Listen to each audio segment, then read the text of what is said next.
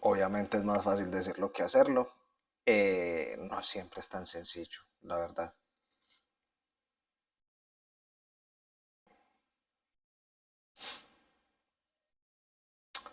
Pero gran parte de fluir con la vida es aceptar los silencios incómodos y detenerse por un segundo a pensar quién soy, qué quiero, qué estoy buscando, qué voy a compartir. Eso es fluir con la vida. Lo escuchamos todo el tiempo, nos lo repiten todos los días en diferentes ámbitos, en diferentes escenarios y la mayoría de las veces con muchas ambigüedades. Casi que se volvió un trending y en los medios y en todas partes nos dicen qué es y qué no es. Y la verdad es que fluir con la vida no es algo que se force. Es básicamente, fluir con la vida requiere mucho mindfulness, requiere estar presentes y empezar a tomar decisiones conforme van llegando. Me gusta mucho como lo define Alan Watts, que él dice que fluir con la vida, les recomiendo mucho ese video, así como les recomiendo mucho mis otros videos para que le den like y suscribirse. Eso me ayuda muchísimo y me motiva más a compartir con ustedes. Pero la manera en que, volviendo, la manera en que Alan Watts lo define es como fluir con la vida es el arte de navegar en lugar de remar. ¿Por qué? Porque la fuerza siempre se opone a algo. Esto nos lo explica también Enrique Corbera. Y la fuerza siempre tiene, por definición, tiene algo que se opone a ella. La fuerza siempre implica una resistencia, siempre implica un desgaste y la fuerza siempre implica control. Y el control es una de las definiciones del por qué sufrimos en la vida y es la definición de nuestro propio ego. Entonces, en lugar de controlar, en lo opuesto a controlar, y eso que hasta cierto punto es lo opuesto, pero realmente no, el hecho de el que nos libera más bien del control es el fluir, el darnos un momento para respirar a pesar de que los problemas nos estén abrumando, darnos la oportunidad de escuchar y leer el ambiente antes de tomar una decisión frente a qué hacer, escuchar nuestra intuición antes de ponernos a pelear o decirle algo a alguien. Una muy buena recomendación acerca de escuchar la intuición es la historia de Basalisa la Sabia, que está en el libro de Mujeres que corren con los lobos de Clarissa Pinkola Estés. Y habla de cómo empezar a escuchar a nuestra intuición y empezar a escuchar esa vocecita interna que nos está guiando constantemente en el proceso.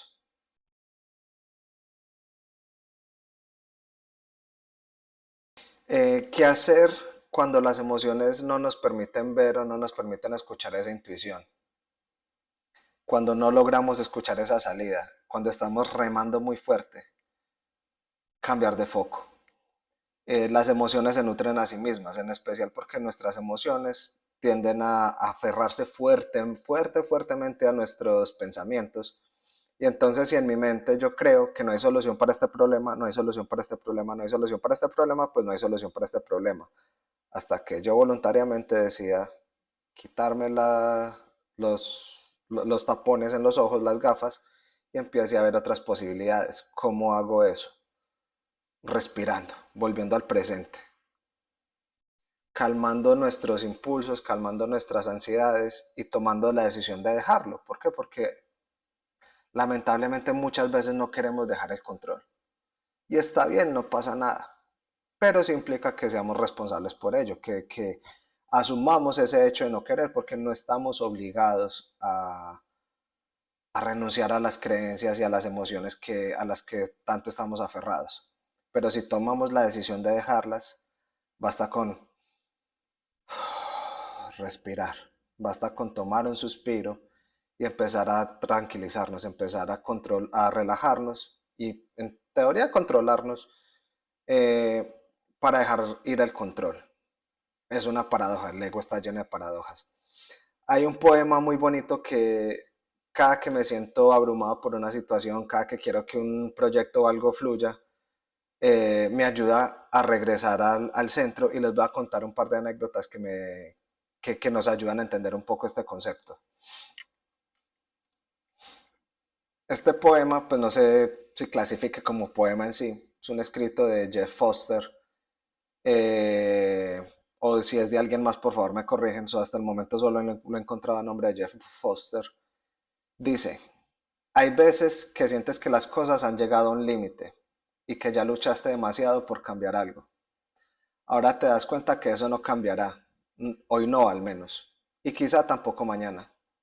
Entonces, comienzas a aceptarlo, incluso a amarlo, como es ahora. Honra su presente existencia. Tu resistencia desaparece. Recuerdas que tu paz interior no depende del cambio o de la ausencia de este. Tomémonos un segundo para entender este parrafito. Va de nuevo. Ahora te das cuenta que eso no cambiará, hoy no al menos, y quizá tampoco mañana. Entonces comienzas a aceptarlo, incluso a amarlo como es ahora. Honra su presente existencia, tu resistencia desaparece. Y recuerdas, aquí viene el momento de respirar, que tu paz interior no depende del cambio o la ausencia de este. Y tu paz no cambia con las estaciones. Va, ahí va el momento. Entonces en ese momento estamos todos abrumados, no nos llega el dinero para pagar la renta, no nos llega los documentos o los certificados que estamos esperando. Y entonces sigue. Y entonces, misteriosamente acogido en este amor sin resistencia, sin sentir la presión de un cambio, acunado en la profunda aceptación, eso empieza a cambiar. Y lo honras también.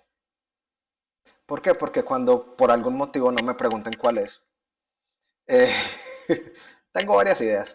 Después hablaremos de ellas. Si le dan like y compartir y suscribirse, empezaremos a entender cuáles pueden ser una de las razones por las que misteriosamente todo empieza a fluir. Y lo honras también. A veces la impotencia contiene un gran poder. La mente no está a cargo del cambio. Entonces ahí es cuando nosotros simplemente dejamos de forzar las cosas y empezamos a entender que a lo mejor no es el trabajo, no es el proyecto que realmente queremos, que a lo mejor puede haber un ligero toque sutil, inconsciente de sabotaje. Puede ser también que no es el momento adecuado. Y así sucesivamente las cosas empiezan a fluir, en tanto uno deja de resistirse. Eh, Yo en estos momentos, el ejemplo que les quería dar es que en estos momentos estoy viviendo en Estados Unidos y nosotros desde hace un tiempo asimilé que la cultura, pues mi forma de pensar no encaja mucho con el pensamiento cultural en Colombia y entonces estaba buscando la opción de vivir en otro lugar, pues ya tenía la experiencia de haber vivido en otro país, pues quería ensayar otro país.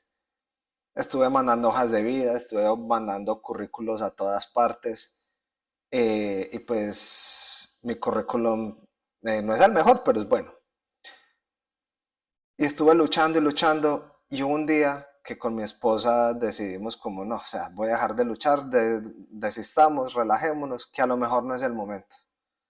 A lo mejor no es simplemente recordé que nuestra paz no depende del cambio y empezamos a disfrutar lo que estábamos viendo en ese momento. Pues logré reconciliarme en gran parte con mi cultura. Y en ese mismo, al poco tiempo después de eso, sin forzarlo, sin presión, me contactó un amigo, me dijo que había una convocatoria para trabajar en Estados Unidos eh, y pues las cosas se dieron. No hubo resistencia de ningún tipo, las cosas fueron supremamente fluidas y me contrataron y aquí estoy. Con papeles, con todo, sin forzar nada. ¿Por qué? Porque el forzar, el luchar, el resistirse siempre lleva un desgaste y siempre lleva un precio. Siempre que actuemos desde nuestro ego, eso va a tener un precio, vamos a tener que pagarlo.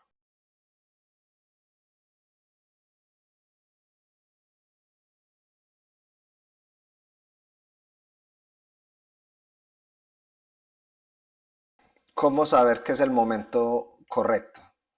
porque sí, en efecto, hay veces que necesitamos algo puntual y lo necesitamos ya. Resulta que al que le gusta complicarnos la vida es a nuestro ego. Entonces nuestro ego quiere resolver todo por sí solito y no buscar ayuda. Eh, en esos momentos, lo mejor es abrir la mente, pero para abrir la mente necesitamos quitarnos las gafas y empezar a expandir nuestra percepción. Un ejercicio muy sencillo que recomiendo cuando haya un problema o cuando estemos buscando soluciones es mirar hacia arriba y hacia los lados y empezar a expandir nuestra percepción visual para también expandir nuestra percepción mental y empezar a dejar que las cosas, que las ideas empiecen a llegar. Así eso implique pedir ayuda a alguien con quien estamos peleados, así eso implique buscar apoyo con personas con las que no tenemos tanta confianza. ¿Por qué? Porque solos no podemos. El ego le encantaría hacer todo solo. O sea, por el ego, si por el ego fuera, no dependería de nadie, sería el amo y señor del universo. Pero pues es el ego y es una ilusión de pensamientos e ideas disfuncionales. Entonces, eso está en el video del video del ego del que hablamos anteriormente. Pero cuando dejamos de escuchar a nuestro ego, volvemos a nuestro presente, nos rendimos a esa experiencia que estamos teniendo y a la que las cosas no están fluyendo y no están sucediendo, podemos expandir nuestra mente y nuestra percepción. Y basta simplemente hacer un par de llamadas y puede que ahí el asunto se solucione. Si en definitiva no hay solución alguna, si en definitiva ya lo intentamos todo, lo mejor es empezar entonces a encontrar el sentido y simplemente rendirnos, porque pues si un problema no tiene solución, ¿para qué te preocupas? Y si lo tiene, ¿para qué te preocupas? Pero la verdad, para resolver cualquier problema, lo mejor es buscar en los demás. Lo mejor es expandir nuestra percepción, reconciliarnos con las personas con las que estamos disgustados, volver al amor. Esa es parte de la respuesta de que las cosas empiezan a cambiar cuando renunciamos a nuestro ego. Misteriosamente, mágicamente las cosas empiezan a fluir. Pero empiezan a fluir también es porque nosotros estamos permitiendo que fluyan. Porque estamos dejando de luchar contra la vida, contra el universo. Estamos renunciando a nuestros juicios de querer hacer que las cosas sean perfectas y fluyan de la manera que yo quiero que fluyan. Y simplemente estamos aceptando que las cosas deben fluir de la manera que deben fluir.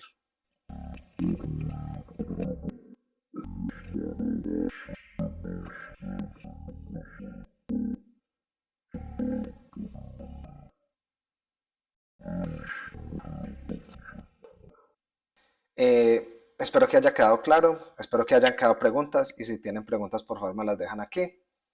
Recuerden darle a la manito arriba, suscribirse y compartir. Compártanlo con las personas que sentimos que tienen un bloqueo. Y nada, nos vemos en la próxima.